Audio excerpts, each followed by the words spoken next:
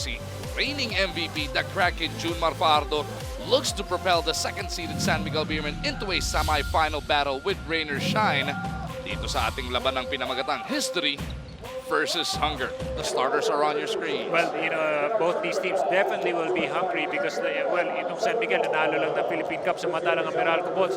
Nung panahon pa ni Magumar John, last nanalo ang team ng Meralco dito sa PBA. Ba't ako? Ba't ako nakasali? Hindi pa ako buhay no? First quarter about to get underway. It's natin to ng Motolite for Express-Attend Service call 370-6686. Arwin Santos outjumps etong si Cliff Honch to secure that first possession para dito sa San Miguel Beermen. Hinahanap kagad nila ito si Chris Ross. Reed gusto sukatin si Anthony pero ang ganda ng depensa sa kanya. Ball swings the other way. Fajardo may tangan kontra kay Hugnata. Junmar backpedals. Emmett has it slapped away by Ross. Well, the way I was sizing up this matchup right now, if the game is a low-scoring game, it would definitely favor the Meralco Bulls because they would definitely rely on their defense to really put the tops on San Miguel. Andre Emmett, that scoring machine, of course, teamed up by the Japanese import in Seiya Ando ng Meralco. Hugnatan asking for it. Babalik din naman niya kay Ando. Hodge mula sa baseline. 10 beats niya. Ross to Lassiter. Bullet pass underneath, and Junmar opens up the scoring in this quarterfinal game. Well, recently it's just reported clearly that San Miguel will definitely go to Junmar. Ang maganda doon sa ginawa in that last play, they timed it pretty well, wherein Junmar was able to get great position under the basket. How critical is Reynel Hugnatan going to be tonight para dito sa Meralco? Well, two things. Number one, he has to really try to shove off itong si Junmar out of the paint. Pangalawa, he has to also give Junmar problems defensively because it's going to be easy for Junmar kung hindi po putos itong si Reynel Hugnatan. Yun nga, lalo yung mga perimeter jumper na namintis niya. No? He's got to draw that defense of Fajardo away from the paint, and he delivers on his second attempt. Well, when you're defending against the best player of one team, you got to make him work on the opposite sides, most especially if he's defending you. Reynel Hugnatan named an all-star this season. Tayo naglaro doon sa Palawan. Junmar ay on Hugnatan once again. 6 to shoot para sa San Miguel Beermen. Junmar na ipet na Muersa gets that basket. Naikauban pang foul. Well, he got too deep under the basket as well. So it's really very hard for anyone in the league to really stop Junmar once he gets that deep. Fajardo with all 4 points ng San Miguel so far.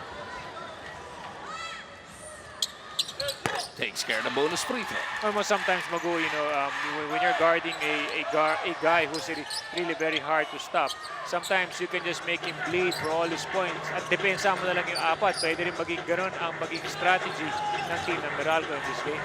Ando with the leather. Gahanap ng bukas na mama. Si Emmett ang binigyan niya ng bola.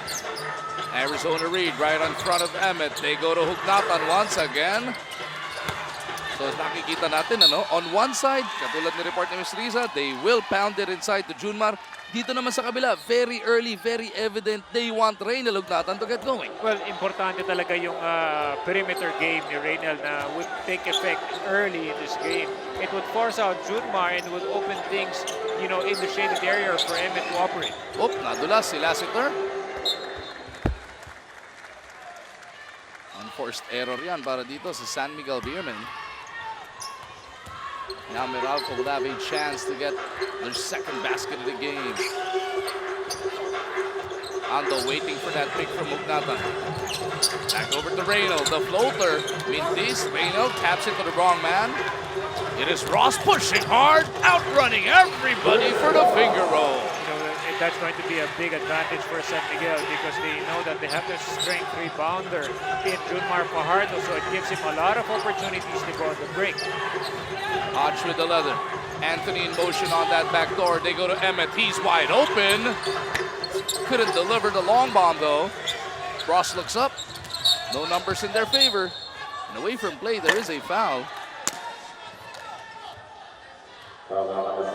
Lefaj ang napituhan. Well, he got trapped right there because Junmar Fajardo pinned him deep in the paint. Reed, quick release. Diretso kay Ross yung rebound. Lassiter susubok. Ayaw pa rin.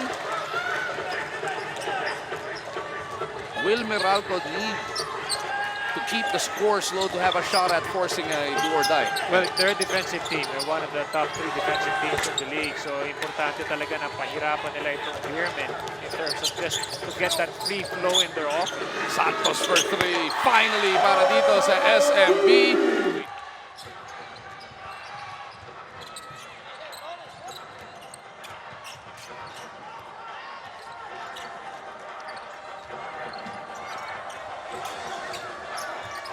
Back inside a smart Araneta Coliseum kung saan ang Meralco napakuna sa 2 puntos. They've been trying their luck from the perimeter. Emmett still could not deliver. Hindi sila makagawa ng paraan makabuta sa loob. Ganun kasulido ang depensa ng mga magsiserbesa. You know, they're really making sure na itong Meralco ay hindi nga makakuha ng magandang flow in their offense early. That's why kung mapapansin mo, karamihan ng mga shots ng Meralco Boss are coming 15-18 feet away.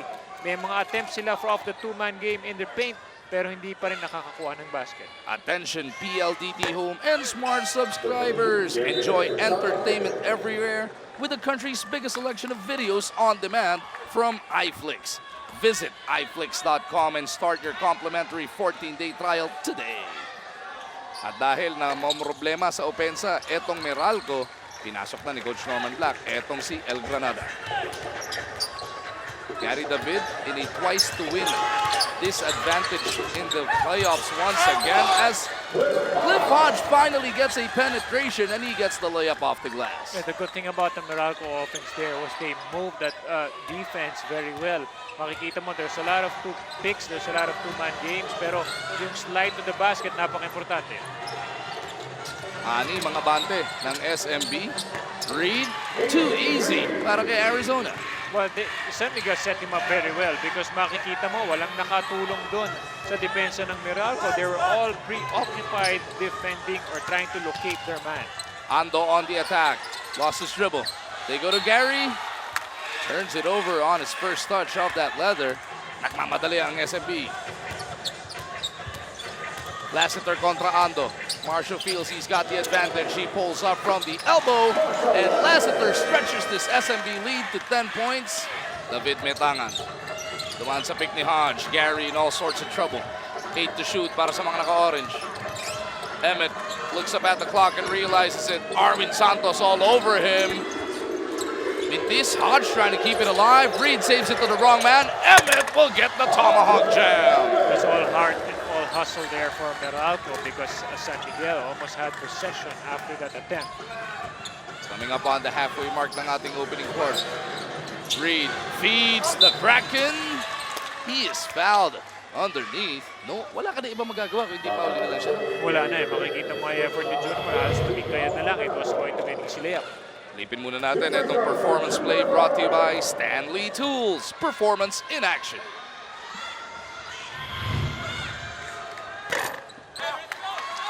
The Kraken misses on the first though.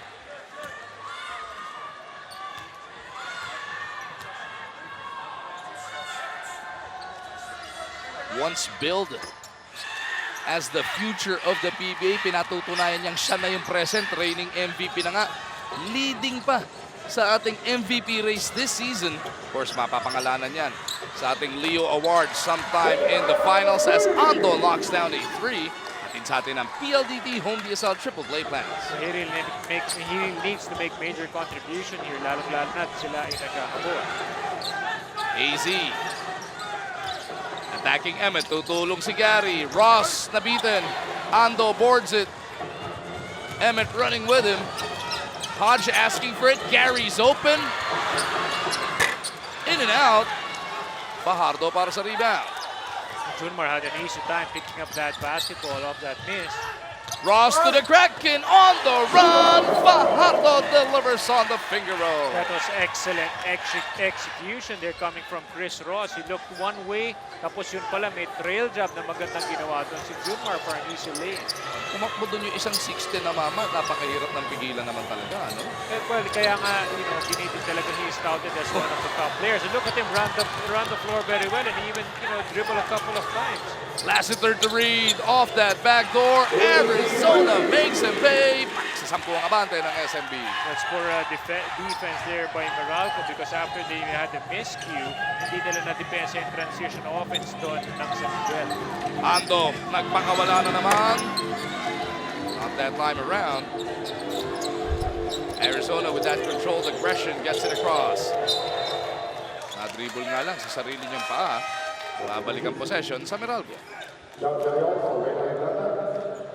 And now Coach Norman is digging deeper into that rotation. John Ferriols naman ang ipinasok niya ngayon. Pinigpahinga si Ugnatan to try and put a stop to Junmar Fajardo. Well, Coach Norman is really looking for ways on how to really defend Junmar at the same time get a good flow on their offense. Emmett, he's been struggling so far in this game. Sobra tira ni Cliff Hodge. Si Emmett, 2 points pa lang as Arwin gets that breakaway. Naku! Nangyari? Diretso lang yung layup niya. Well, he had to rush it because nakita niya si Cliff Hodge humahabol. Emmett on the catch. Gary dun sa kanto, sa kaliwa. Aalis muna. Emmett puts it on the floor. Attacks etong si Ross. David na libre. Excellent decision on the part of Andre. Mark of a good scorer right there. He read the floor very well. It took his time until someone got open. AZ, quick release. Nothing but the bottom of the net. Yun ang kaibahan nila eh. AZ Reed is just a face-up jumper pero ang taas ng kanyang percentage shooting that shot. Cortez pumasok para kay Ando. Hodge may tangan. Pupunta sila kay Ferriols. David tracking on the baseline. Ball ends up with Emmett. He spins into the lane, trying to go glass. Andre Emmett starting to sizzle. Gary, David, anytime can explode, most especially when he gets his confidence going. That's why mapapansin mo, every time he gets onto the floor, hahanapin talaga yan on offense. Ano malupit doon in both games of that quarters, naalala natin, ano? As Arizona Reed lights it up from deep. Slow start din siya in both of those games. Talagang inantay lang niya talaga na makuha yung rhythm niya. Well, it's a rhythm thing, and most especially when you get your confidence, when you get the feel, lalong-lalo na in the game. It's just so easy, most especially with a great player like Gary David. Meralco is hoping Gary recatches that fire that he showed from before. Cortez mula sa kanto. Nakayon lang ang tinamaan. Reed in the front court. You see some of the rain or shine players who just booked a ticket in the semifinals coming out of the tunnel of their locker rooms. Pero waiting sila, nanonood sila ng ball game nito dahil yung lulusot dito, if San Miguel wins tonight or if Meralco can force sudden death on Monday, basta yung lulusot dito sa bracket na ito, yun ang katapat nila sa best of 5 semis. You know, that's going to be really interesting.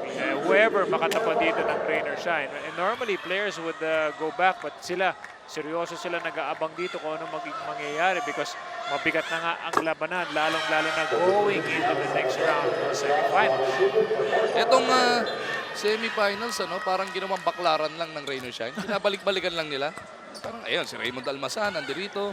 Si Big Bo Belga, nakikita rin natin. Katabi ni Willie Miller doon. Parang regular na. Okay, may PBA conference.